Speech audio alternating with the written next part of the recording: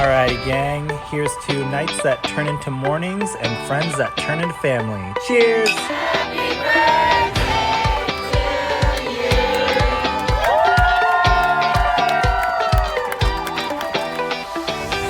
Hello, and welcome to the Friendship IRL podcast. I'm your host, Alex Alexander. My friends, they would tell you I like to ask the hard questions. You know who I am in the group. I'm the person that's saying, okay, I'm going to ask this question, but don't feel like you have to answer it. And now I can be that friend for you too.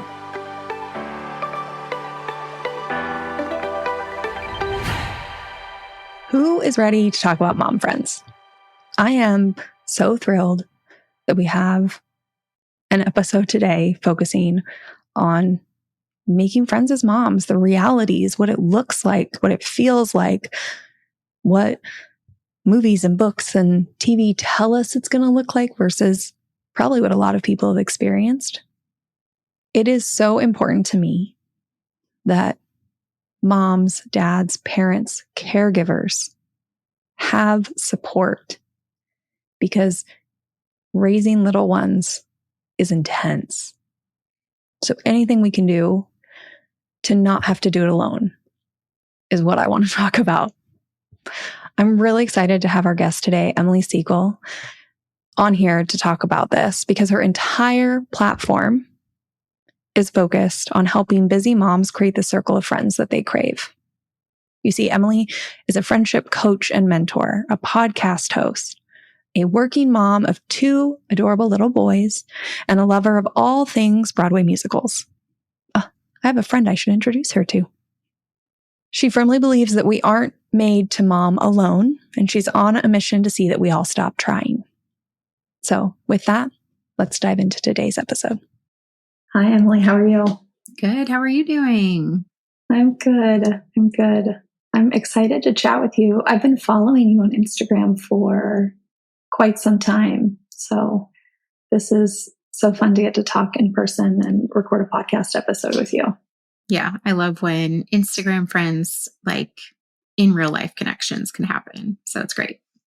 Agreed. So for anyone that hasn't followed you on Instagram yet, they probably will after this episode.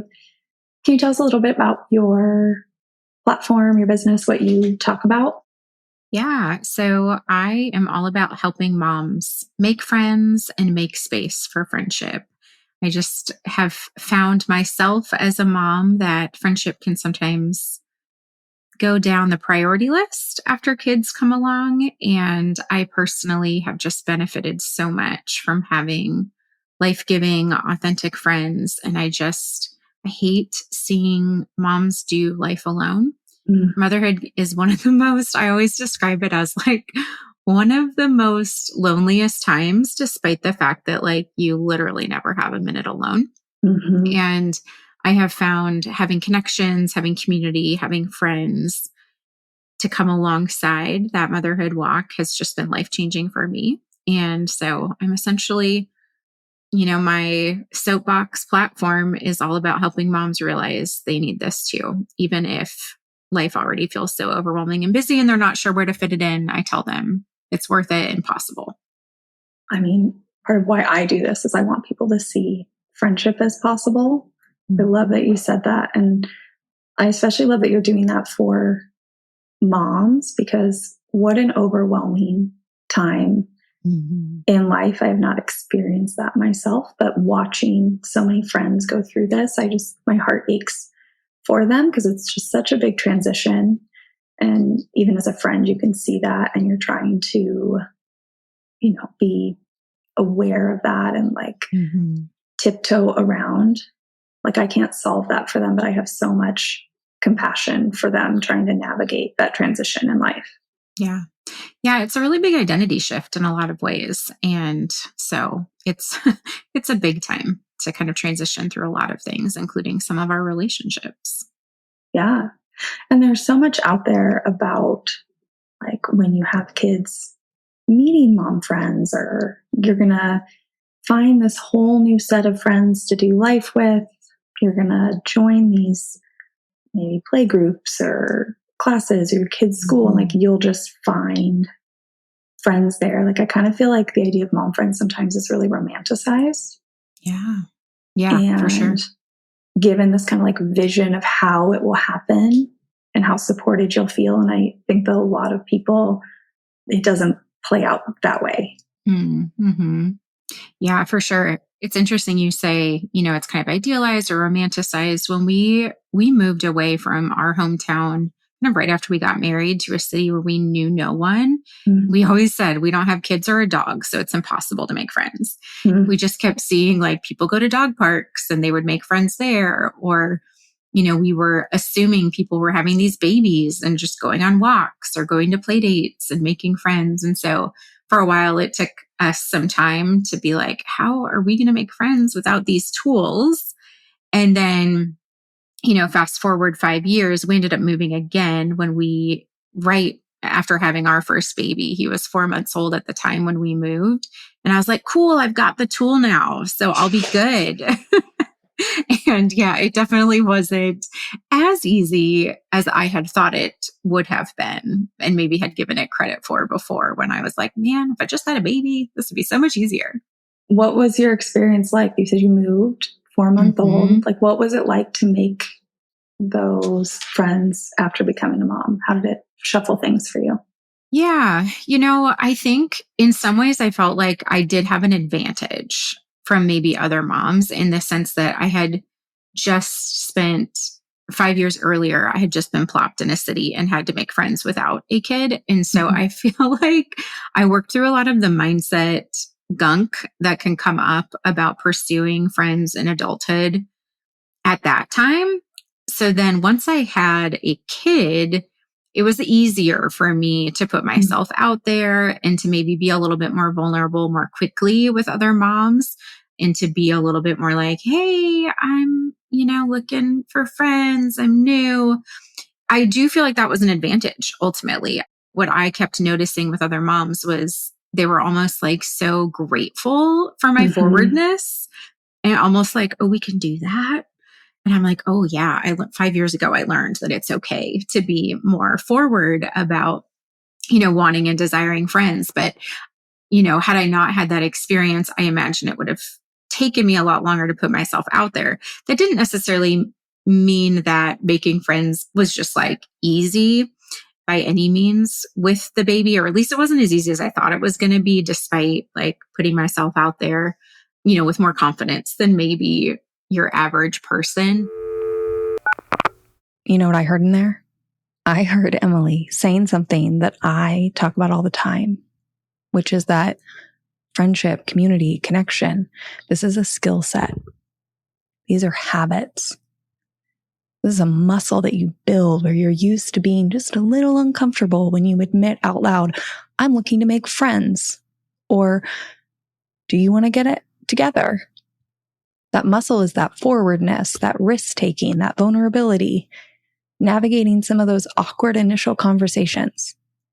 And I'm just pointing that out because I hear this especially from people who are about to maybe decide to be new parents.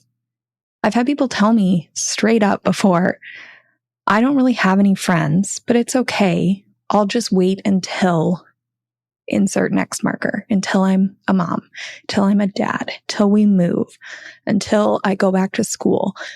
There's no better time to start developing this muscle than now. Because then when you do hit this next milestone, when you make that move, expand your family, get the new job, you have the skill set. You're ready to go. I definitely put myself out there, but hit some other hurdles, I guess I should say. Like, I would say the biggest one that really shocked me that I didn't see coming was I had this vision, and I ended up staying home with our first for the first 15 months. So I was like, oh my gosh, well, as a stay-at-home mom, I've got extra advantage here because I've got like more time to make these friends. But what I soon found out was like all of our babies or all of our kids were on like wildly different schedules. Yeah. And we were just like less willing to mess up our kids' schedule to get together for a play date or like do life together. It took way more planning than I anticipated. Even just like the process of like continuing the momentum. I've heard that from a lot of my friends who are moms. Yeah. That they had a similar thought, like, well, I'm home all day, park dates and meetups and hangouts, and it's all going to be great and fine. And they've mentioned the schedule thing. The other thing they mention is, then your focus is in two places, right? You're trying to listen to the conversation, but you're also trying to make sure your kid doesn't fall and hurt themselves or get the snack that they're asking for. And it's hard enough to just do that with another person. But then when the other person also has their attention in two places, I've heard them say, like, it just kind of feels like you're existing there together, and at least you're in it together, but you also leave realizing that you really didn't talk about anything. Yeah. Because you couldn't have the focus. Yeah, for sure. I always would describe those conversations as super choppy and like it was hard to go deep at times because the environment just didn't really allow for vulnerability in the sense that it might, if you were both distraction free. And so, yeah, I like how your friends describe it as two places at once because you are truly juggling the needs of your kiddo and then also trying to get to know this person. And then sometimes even there's like additional layers of nervousness in those scenarios too, because of like just even parenting philosophies or parenting approaches and just like, oh my gosh, it's the worst when like the kids are fighting or have like some sort of like tussle, especially if you just are still getting to know the other mom in that scenario because you're like not like you want to clearly act like you are handling the situation, but also we are all still learning. At this point, I have a 9-year-old and a 6-year-old, and I still don't fully know how to parent some situations they find that like they find themselves in.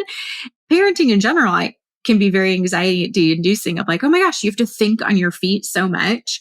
Yeah. And you're always like second guessing yourself. And then to have to do that in front of someone else who's likely going to be judging you as a person and potential friend based on how you handle this situation that you're already like, I don't really know how to handle this. There's just so many layers that can make some of those interactions, especially the early interactions, really a little complicated. Yeah. I mean, I listen to you say that and I'm like, well, on one hand, so part of my thing is I think that so much, especially female friendship, right? So moms, we really hung our hat on this idea of like disclosure and vulnerability and like open, honest conversations. And I think that's important. I do. I'm not saying it's not. Yeah. But I think we're missing the layer of like part of vulnerability is just existing together. So you are kind of getting this cool opportunity with a new mom to like be in the moment together with how intense this is and how hard it is. And like, we're quite often, I don't think, acknowledging the vulnerability that is from just being together in like a less controlled, curated way, like letting each other into the realities of our life. Yeah. That is not easy also, right? Like you're saying, the anxiety, like allowing yourself to be seen and your attention to be all over, and you're having to make these in the moment parenting decisions. Like all of that is vulnerability, whether you're talking about it or not. But then the lack of conversation makes it hard because you can't really talk to figure out what the other person felt. So you're just left with this anxiety of, did they think I was a bad mom? Like you never get that reassurance. It is very difficult. I'm not saying this is a very difficult conversation or situation. Yeah. No, but I totally agree with you. All these things are hard. And also, I do think they're a gift, when it comes to friendship and when it comes to even accelerating it. You think about like having a hard conversation with your partner or a friend, and it can be such a stressful situation. And also you can come out so much stronger on the other side. And so, yes, while these things can feel so tricky, they are a gift. I do think kids and parenting together in that space is a gift for accelerating some of those connections, because it really does solidify you as like, being in the thick of it together. Yeah. I even think of like right now, even today, like I don't even have babies anymore. Now we're like parenting these 9 and 6-year-olds, and we're meeting our neighbors down the street and like feeling each other out a little bit. Our kids are hanging out. And even just this weekend, like my kid had a freak out and the other parent had to address it and then wanted to tell me about it. We're doing this on text, which I got to tell you is even harder. Like it would be way easier to do this in person. And like, oh yeah, that's kind of a pattern. We're working on it. Yeah. And, the other mom was so gracious. She was like, parenting, so grand, right? And I'm like, the best. Like just kind of bonding over like, thank you for dealing with this. Yeah, like this hard thing with my kid. Me being vulnerable and being like, yeah. Like, did he just ruin our friendship? I don't know. We're going to see. Let me try to explain this a little. And like the gift of like, we've been there. We get this. Like, maybe that's not the thing we're dealing with our kid, but that we're dealing with something else. So, grace is very helpful. We're just so used to talking about like the conversation, vulnerability, and kind of getting that back and forth and acknowledgement. But there is something so beautiful about just existing in this. We're both in this together. This is the most beautiful experience some days, and other days, this is the hardest thing I've ever done. And I mean, honestly, not even days, maybe 5-minute segments, right? That even during so many meetups of that like choppy friendship style, at a certain point, as maybe kids get a little bit older and you have a little more breathing room for a little bit longer conversation, like you might come to find that all of that has built up into this beautiful friendship if you can just kind of like wade through it long enough to get there and acknowledge that you've both been cheering each other on in doing the thing together. I always love, like, one of my favorite things to think about is, when I think about friends in my life, if I could try to go back and pinpoint when we became friends, it's nearly impossible. Like, it's not like I can say, oh, it was that conversation, or it was that walk, or it was that experience we did together. And like, sure, maybe, you can pinpoint something that felt really good at the time, but it's these small moments that add up and continue to build trust. And, sometimes it can feel like such a sacrifice to show up to something, or like, oh my gosh, like I don't feel like going, especially when you're in the early stages of a connection or friendship. It doesn't feel easy. It doesn't feel fun because it still feels like work. But the whole point is we're trying to get to that space of like, oh, like I can just be me. This can feel easy. But there's no like, oh, well, if you do this, it will then start feeling like this. It's those little moments that add up. And if you can invest and make yourself show up to some of those times where it still feels a little bit like work, one day it's going to stop feeling like work. Yes. It really will. I love that Emily just talked about how she can't pinpoint when somebody was her friend. And I don't know if I've ever phrased it that way, but I might start using that. Promise to credit you, Emily. I have talked about this idea before that as adults, when we have all this history with certain friends, when we've built up years and years of connection, sometimes it can be hard to remember that at one point our closest people were just people in a room. We weren't flooded with memories when we saw them. We didn't know things about them. We didn't pick their face out of a crowd.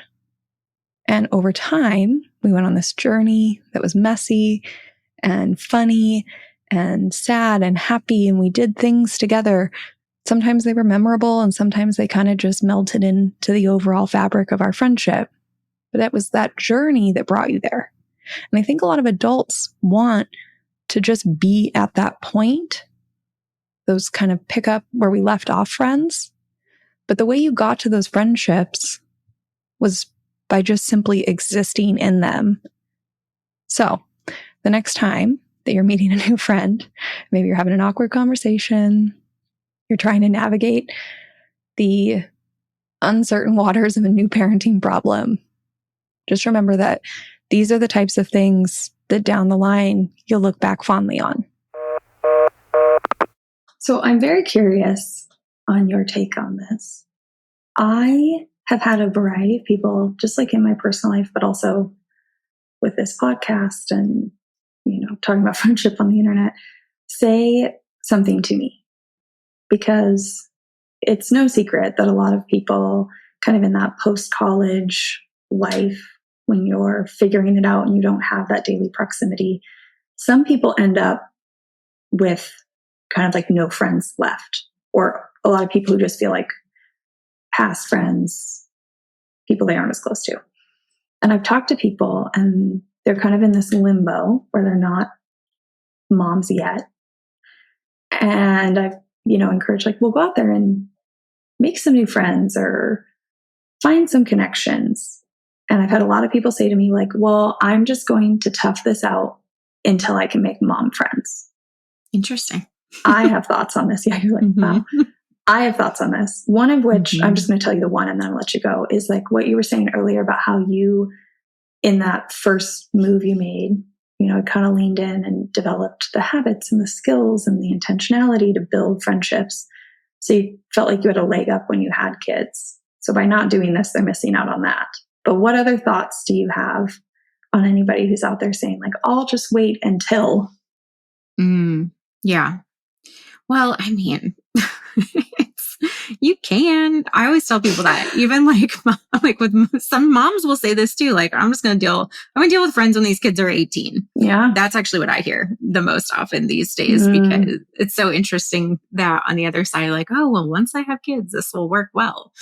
And yet I run into moms all the time. They're like, I will deal with this when they are out of the house, because there's just so much on our plates. And what I say to them, and what I would say to those that are saying, oh, I'm just going to wait till I have kids, like, life feels so much lighter with people by your side, whether you have children or not. Like, yes, one could maybe make an argument that kids bring additional stress into your life. That's probably true. But that's not to say that people without children don't have a lot of stressors. There's a lot in life to stress about without children. And man, it's just so much easier to navigate. We know the research on our health around connection and friendship. And it's just, for that reason alone, I wouldn't wait. I personally also found, so we did have our kiddo in the city where we had developed friendships pre-kids. And when I did have our kid, I had a few friends that had children, and I had quite a few that did not. And I have to tell you, I was so particularly grateful for my friends that didn't have kids at that point, because babies in particular can be a very lonely and isolating time. And the demands from a parenting perspective are very time consuming with babies in a way that they aren't with children as they age, or aren't the same. And gosh, having people that had more flexibility than I did, because they didn't have children and that were my friends, could come over. Honestly, those were the friends I missed the most when I did move. And like, I had to prioritize what friends I was going to make. And I focused only on mom friends, but then they just never had that same level. Like, we couldn't hang out at night because we were all trapped in our homes, keeping these little humans like alive / like, CPS doesn't really want you to leave your home, like, without them. Shucks. So I know. So yeah, I personally, like, I love my friends that don't have kids. And I think I only had a good handful of them because I had made them, pre-kids. Yeah. I mean, I'm very grateful for you for saying that. Like, I'm a childless person. I love our friends in general. I love their kiddos. Like, Auntie Life is my best life. I care about these people so much that it is definitely a shift in our friendship. Things that we did before together may not happen all the time. And now, in order to keep our friendship going, I have to be a little more thoughtful about them as my friend and a parent, like how I can show up and not add additional burden. You do have to maybe be the more flexible one and say, like, it's okay if it's a window you want me to show up this afternoon, just give me 30 minutes morning or something like that. Like, it's for sure an adjustment. One I've taken a lot of time to think about. I don't think there are enough conversations. There's just a lot of conversations out there about moms making mom friends, parents making parent friends, and maybe not enough about how rich a friendship can be between parents, new parents, and like, don't have kids, whether that's right now or they have made a life choice to remain childless. Yeah. I just find the assumptions in general we all have about who would want to be friends with us very interesting. This is so true. I haven't really said that before, but you're very right.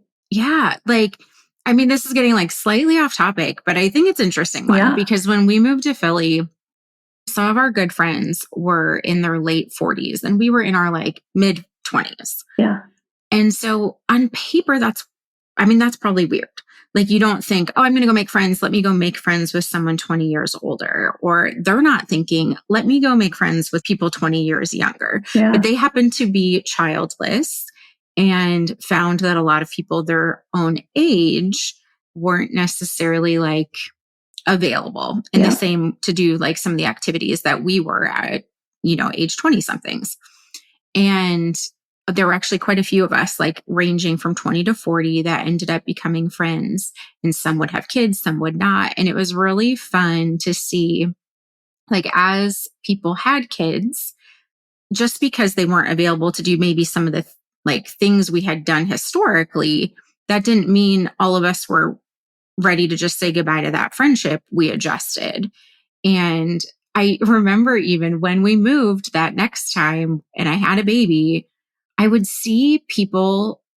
There was a couple at church actually that were in their 50s and I really wanted to be friends with them, but like, I don't think they thought that would be normal. Yeah. I think they just thought we were being nice and we would be like, oh, how do you think we could do this? Like, should we invite them over for dinner? Should we just be like more forward about like, hey, we think we have a lot in common and this could be fun. And yeah, there's just something about like people make assumptions. So like when you see me, strolling the neighborhood with a baby as a single person or a childless couple, you're like, well, they're probably only interested in being friends with people that also have babies or also have kids. We all go around with these assumptions about the types of friends each of us are looking for. And I think that creates a whole other layer when it comes to making new friends, particularly outside of your current season. Yeah. And I've had a lot of people tell me, especially people with kids, like, I just want to make friends with people who are in the same season of life. Mm-hmm. And sure, there's beauty in that. There's also some difficulty, right? Because you're making like the same choices about parenting and whatever, and you're comparing versus if you make friends who are in a different season, you're not comparing because you aren't having to make those same decisions. They can just listen. There might be more flexibility. There might be different relationship dynamics. Like, I think you're so right that there's so much more possibility out there than we like allow ourselves to believe is possible. It's funny. We talked about how we want people to believe friendship is possible. Like, more is possible than just meeting friends who in your same season, in your same neighborhood, in your same life situation. Yeah. And that's probably like a great additional soapbox philosophy, because I will say most of my DMs, the people that are really struggling are often moms who feel like they're outliers in some way. Either they're like the first of their friends to have kids, or maybe they ended up having kids really young, or maybe they ended up having kids on the older side. And they just feel additionally isolated because they're like, I'm a mom. I made it to this point and I'm told there's mom friends out there for me, but none of these mom friends feel right. And often it's because they don't feel like they have enough in common. They're just like slightly out, like they're not in maybe what we think of as that typical age range for having kids, which funny enough too, in my DMs is often so geographical. Yeah. They're like, I mean, I'm an old mom here, but I would have been fine back in New York or, wherever, they say that they're living. And so I think that also by having that, like, okay, mom friends, same season, looks like me. Yeah. And then you can't find you and it can feel very isolating. And so if we can open up this, like how we think about friendship in motherhood, I think that would honestly make us all feel a lot better about what we do have. I mean, I agree. And I think it would make moms better. I think it would make people feel better in general. Like, I'm just thinking to myself, we were talking about the expectations of who we might be friends with and kind of this like romanticized ideal version of mom friends. Like, I guess when I think of mom friends, I think of the playground meetups and the seeing each other at school functions together, the neighborhood bike dates, the walks with the stroller. And those can totally happen and they're all beautiful. Like, where are we getting those from? Probably movies and books and social media, because that's like what's acceptable to show. But I just aired an episode about a mom, two families, and they knew each other in college, but they weren't like friends. They would say hi at parties. They weren't close. They ended up moving an hour and a half apart in Denver, saw each other on Facebook, met up at the aquarium. On their second meetup, they proposed doing family slumber parties where they drive their whole family, dog and all, and they once a month go and stay and they swap houses. And that's like so outside the box. Nobody's sharing that story. So then we don't even think that that's possible. Like, the other example I have is actually a personal example. You were talking about like the first mom, the first friend in the group to have a baby. Now, our friend group has quite a few babies at this moment, but of the people that still live in the Seattle area, there aren't as many. People have kind of like scattered all over the country. So there was kind of like one friend who was here, had, let's see, E was 2 and she was pregnant with her second. And her husband was going out of town for the weekend. And she texted all of us girls, like all the aunties, there's no kids. And she said, hey, do you all want to come for a slumber party in the burbs? Because most of us still live in the city. So we packed it up. We loaded in her minivan when we got there. We went to Trader Joe's. We all made an agreement that our exciting activity of the night was just to buy anything we've ever wanted to try, which led to a very wild Trader Joe's cart. And then we all just hung out at her house. We played with her daughter, put her to bed, sat around in the living room in our sweatpants, woke up, had breakfast, went home.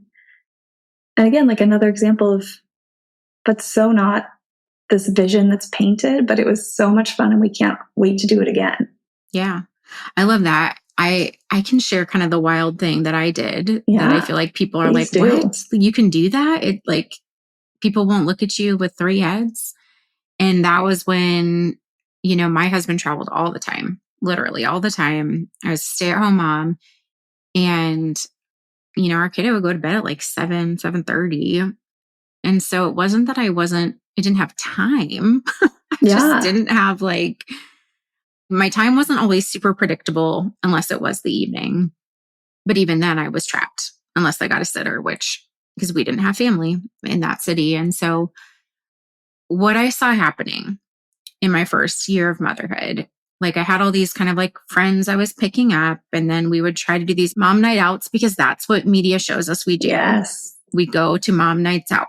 Like we go to dinner, we take a group picture, we put it on social media. Everyone thinks we have this great crew, even though we really only met a couple times, whatever.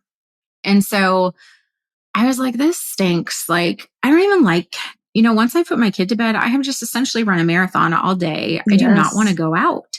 It's just not my way to hang out. I really just want to sit on the couch in sweatpants and have a conversation with like one other mom, maybe 2. And I was like, you know what? My husband's gone every Wednesday night, like for sure. What if I just said every Wednesday was mom's night?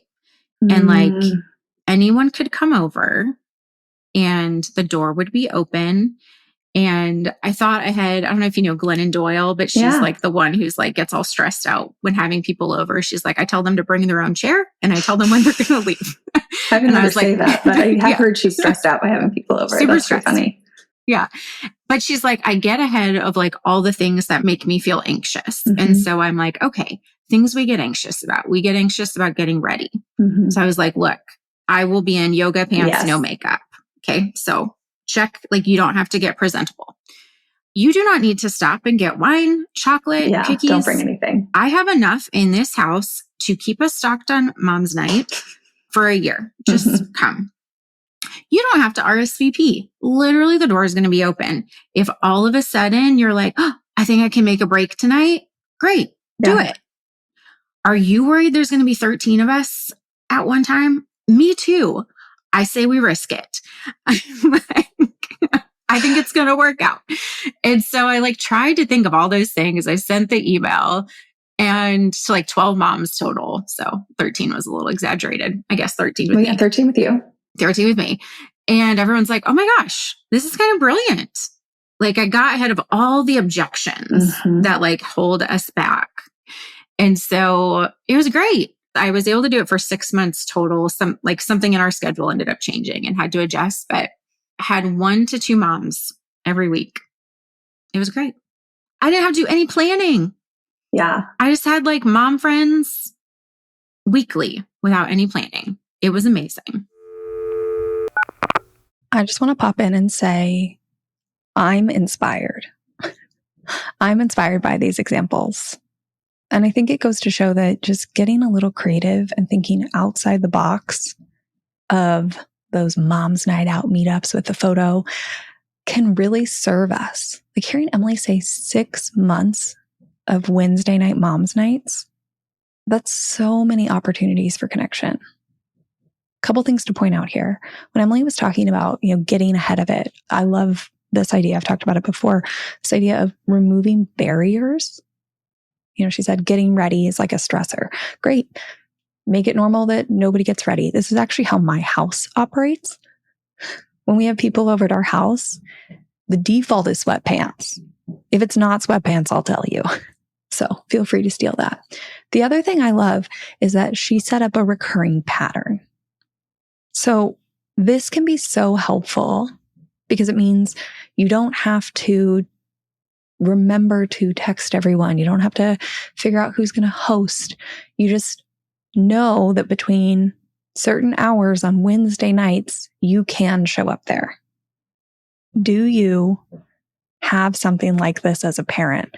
Because I think there's so much value in sharing what's working. So send me a DM, send me an email.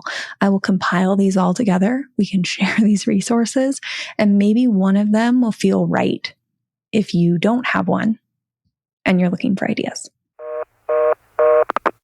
I love that. I think so much about, I talk about this, you created a reoccurring gathering. You removed all the barriers. So the getting ready and the bringing something no, we don't need any of that.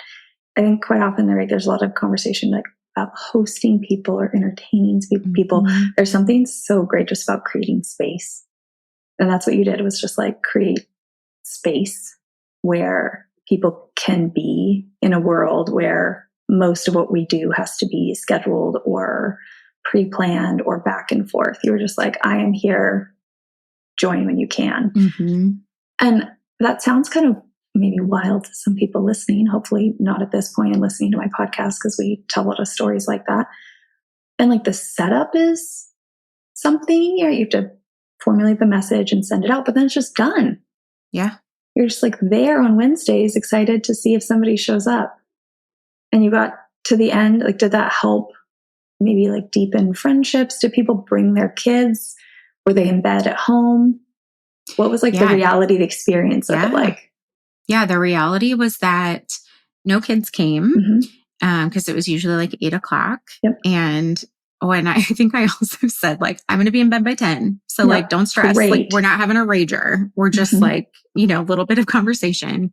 But for sure, yeah. I will say the first week I probably had 6 moms come and that felt the most whoa, this is a mom's night out. Like it truly had that kind of vibe to it. But I was so glad because there were actually two friends I had that I just really, they had so much in common. I was like, if you two ever met, you would like become BFFs. Mm-hmm. And so I was able to have them finally meet at that first like 6-person gathering. And yes, to this day, they are BFFs. I'm like, I knew it. That. I knew you two were going to hit it off. And so that was super fun to see. But yeah, no, for the most part, like I actually hate gatherings of more than 4. That's too strong. I don't hate gatherings of more than 4 people, you but can say that. It's not your my thing. my happy place is 4 of us total or less. 2 to 4 is my happy place. And yeah, I would say for the most part, that's ultimately what ended up happening. And because of that, all of those relationships deepened significantly. And all 12 of those moms, they did not necessarily all know each other. Mm-hmm. I was the common denominator for most. And no, like we didn't walk away with like a new friend group. None of that emerged, but I walked away with like much stronger connections with all of them. And that really mattered. We ended up actually moving 15 minutes away, like 2 years later or something like that. And I don't think I would have been able to keep half of those friendships if those nights hadn't been there. Yeah. So yeah, no, it did wonders for essentially accelerating, deepening without making me feel like, I always say, without making me feel like I was moonlighting as an event planner. Yeah. Like all the time. Yeah. I mean, that quote unquote, like entertaining and hosting and doing all that, like it's a lot of work. So yeah, I feel for anybody that's overwhelmed by that idea.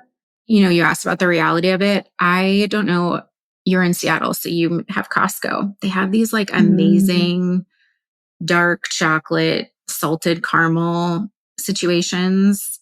So I bought a thing of that because you can only have like 1 or 2. Like they're just so rich. Yeah. And so I was like, okay, I'll put this out every week. It was one thing I had on hand that I felt right for 8:00 at night. I mean, most people should have eaten dinner by 8, probably with their family, right? Or they could stop and pick something up that they want, but maybe the rest of their family wouldn't eat and they can eat it on your couch while they hang out. Yeah. So it's super easy. I just poured those into a little dish every Wednesday. And I wasn't buying those every week. That tub lasted forever. Like in general, I keep water, like LaCroix and like red wine on hand. So depending on how everyone was feeling that night. Yeah. Yeah. Tea, whatever. So it was super simple from a hosting perspective. So there was just nothing very stressful about it other than like, oh, did I remember to unlock the door? And some people would text just to be like, this is your house, right? Like, that's understandable. Door's literally open. Because again, we were trying not to do the doorbell because the kid's sleeping, all the things. Yeah. But you made it happen. I mean, that's the thing. It's like you decided you were going to do it. You followed through. And that little couple hours, whenever people decided to show up, like added up to build those friendships. Yeah. I think that's such a great example for people to hear. And I honestly think I would not be shocked if your DMs, my DMs are filled with people saying they're going to try that out because it seems like such a simple way once you set it up to maybe help deepen friendships. You know, and I have saved that email and I share it with people. So if you want that template, I will give it to you. Let's direct people to come find it on your website. Yep. Yeah. We'll put it in the show notes. For sure. All right. So I want to close out this episode, but I know you've mentioned that you have maybe 3 rules, 3 things you tell moms who are trying to make new friends. Do you mind sharing those with anybody who is feeling that call to put some energy into this as a new mom or as a mom in general? Yeah, for sure. I have found these 3 new rules have had the biggest impact on me being able to make and accelerate friends in motherhood. And the first is that it is safer than you think to make friends. The research around how many of us are wanting connection and wanting more from our friendships is huge. I know you talk about that. And so it truly is safe to essentially be like, hey, do you want to be friends? And it's safe to say, yeah, you know, I'm just looking to connect with more moms. You know, we just moved back, done a lot of moves. We just moved back. Yeah, I'm like, wow. to our hometown. And we've moved into a community that we don't have a ton of roots in. And so I went to the first PTA meeting, PTO, Parents Association at the school. And I was so proud of the president and how she ran that meeting. And she opened with, I'd like everyone to go around and introduce themselves and share why they're here. And literally every parent said, I'm here to meet other parents. Yeah. And I was just like so blown away that people led with that. I thought everybody was going to go with, I want to support the school and I want to support my kid. And I was like, yes, thank you. That is why we are here, because we want to know who our community is and who these other parents are. And we want to make connections. And so I love that, like, in general, I'm also just seeing that people use this role. And so and it broke down barriers. Now suddenly everyone knew, like, it's okay to talk to you. You're interested in that. Yeah. And it was literally like, oh, okay, I can strike up a conversation with them after, because they literally just said, I want to know other parents and meet them. The second rule is I tell moms or parents that phones are the new playground. You talk about this all the time. Like consistency is truly like how we build friendship. And that can feel really overwhelming in parenthood. And so I like to use my phone in between gatherings to accelerate things. Even just like commenting on social media posts for someone is like, they will literally love you. They'll love you. Not even just a like an acknowledgement of a detail in that dress is so cute on you, her, whatever. Yeah, like being social on social media with like a personal touch can make a huge difference. Yeah. I think you're so right. I always say like technology is a tool. Yes. Right. It's not a replacement for that in-person interaction, but it can be like these touch points that make us more likely to actually set up time together or walk up to each other or show up. Yeah. I love that. Yeah.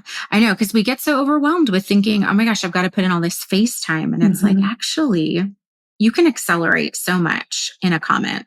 It's really crazy. So yes, phones are the new playground. You don't have to see each other every day, to make friends, to keep the momentum going. You don't have to graduate to like texting and funny memes right away. Like get there. But my favorite rule is that the bar is lower. I don't want to encourage people to be bad friends. I get it. Like, I'm not out there being like, it's fine to be a bad friend. But I do think we all have these ideas of what a good friend looks like. That's maybe like a little not realistic, and particularly in motherhood. Like, when we're working through mind junk in our community, a lot of times people are like, oh, I don't have time for friendship. And what that usually ends up meaning is ultimately they don't feel like they have time to be a good friend right now. And so that's why they're like, oh, I don't have much to give. So an exercise I really encourage our moms to think through is like, okay, well, like, what do you have to give right now? Like for me, I'm not the friend that's going to remember your birthday. I'm just not. Honestly, I wasn't that friend before kids. Like I was a bad friend in that way. If what we think of as a good friend is one who remembers like all the important moments. I don't remember those things. But if you are with me, I am so present. My phone is not around. Like I am in it with you. I am asking questions. I am like validating your feelings. If you text me, I'm not going to text back right away. I'm not good with that right now. But I will most likely text you back eventually. So like, I just try to help moms understand that like, what does really being a good friend mean? Like if I could offer you empathy, support, quality face-to-face time, it's not going to be every day. It might be like once every couple weeks. It might be once a month. Would you want that? I'd want that. Yeah. So yeah, maybe you can be a good friend right now. I don't know if you've heard me talk about this, but I talk about all the time, like, what is a friend? Because most people don't have a definition. And if they do, it's this like idealized peak best friends, super close, whatever we've seen on social media or movies or books, or maybe heard from someone who has really great friendships that they talk so much about it. And we're like focused on, when we make new friends, especially how far away they are from that ideal friend point. And if you're so focused on how far away you are, you miss focusing on all the value that is providing in your life. So you're less likely, like, one, you're just not appreciating that. Two, you're less likely to engage or keep connecting because you're so focused on the lack, not what is there. Yeah. I really focus on it as like, what is the friendship? And I was listening to you just now thinking, oh my gosh, this goes the same way. Like, you're right. What is a good friend? You're so focused on what you lack to be that you aren't focusing on what you do bring, and that you don't have to be it all, that even just being you in small ways can be meaningful to people. I love that. I think that's so important, especially when I talk about parents, like, especially people who are becoming new parents. I talked about this on episode 4. I think a lot about how my friend's capacity changes for our friendship, and like small actions that they take that before, when their capacity wasn't so limited, maybe wouldn't have been as meaningful. But when they have kids, I really have to take the little things they do and see them as bigger because their time is so limited. So if before, getting together on a Saturday night was just like a casual thing we did all the time, now that their priorities have shifted and they're very focused on taking care of their children, if they want to spend a Saturday that they have a babysitter with us, I have to like really appreciate that on the rare weekend they have a babysitter, they're now asking us to get together. They could be doing so many other things with that time. If you are a parent, like, giving yourself that grace too. I think it's really important. Like, we're trying to be the perfect friend and be the perfect mom and be the perfect partner and be the model citizen, and just showing up in all those roles is hard. Or like, whatever you can give is what you can give, and that's worth it. That's all your spoons, right? Yeah, for sure. And this is easier said than done. I know you probably talk about this too, about like the healthier you are in general, like the easier friendship feels. And I do feel like I'm overall a generous friend. I can acknowledge places where, like, oh gosh, that's not my strength suit as a friend or just as a person. Yep. You know, like, I'm not the person who is always showing up with food when things, are going wrong in your life. I'm going to support in a slightly different way. But I am aware that I am still being supportive in some way and in a way that plays to my strengths. And I don't have a lot of time in my life for people who can't see that. Yeah. If that makes sense. It does. I know that we can hurt each other. And I think it's important, for my friends to tell me, gosh, it really hurt that you didn't maybe sign up for our meal train or something like that. And, that's helpful for me to be aware, okay, that's something that, matters to her. And I can be more mindful of that next time. But there does get to a point where with some people who sometimes their expectations of you as a friend are unreasonable. Oh, yeah. And they're not taking into account your season or some of your own needs. I get it. It's not like this isn't black and white. We're getting into gray territory. But I know for me, I tend to not have a lot of time for people who are not at least understandable of some of the things I'm juggling too, and give grace for that. Yeah. I feel like I give my friends lots of grace. I'm not asking for them to be perfect. I am hoping to be friends with people that don't expect me to be perfect. And, you will find people in life that have unreasonable expectations for you, and you get to decide what to do with that relationship. And so these rules have been helpful for me, but I know sometimes like navigating them is not always as like cut and dry, I guess, especially that one with the bar is lower. Some people are going to have a harder time with what you do have to give. And you also want to be sure you're still showing up as a decent friend. That part can get tricky for some of us, but I do find the healthier we are, the most boundaries we have, the more we can be communicative with our hurts in a direct and honest way. All helps with all of that. Yeah. And hopefully approaching it more as a, you and I as friends against the problem. Like, okay, you were hurt. I didn't show up for your meal train. What can I do that feels right? Like instead of you're wrong and I'm hurt, like this thing hurt, how can we find a way through it instead of, just they talk about that in romantic relationships a lot. And I don't think we're talking about it in friendships enough, that part of this is just deciding that you're on the same side. You want this friendship to work. It's you two against the problem, not you against each other. And like you're saying, if you can't get your friend on that page, that's a lot of energy and it may not work out. But hopefully approaching it that way might help some people rethink some of this. Because it's becoming a parent. Again, I'm not a parent, but watching my friends go through the transition, everything in life changes. And I can give my friends so much grace for that. Yeah. I can only imagine what it's like to balance the total identity shift of becoming a new mom and these other components of your life, like your friendships. So like looking at it as this is totally a transition period. And hopefully on the other side, at some point, we will find a new kind of normal. Yeah. I know we're wrapping up. I'm just thinking about some of the moms who reach out and say to me, like, they keep inviting me to go out late at night or like to I'm not the fun friend anymore. Like I used to be our fun friend and now I'm not showing up and I fear the invites are going to stop, but I also like don't want to go out late at night, and really kind of talking and coaching those moms through.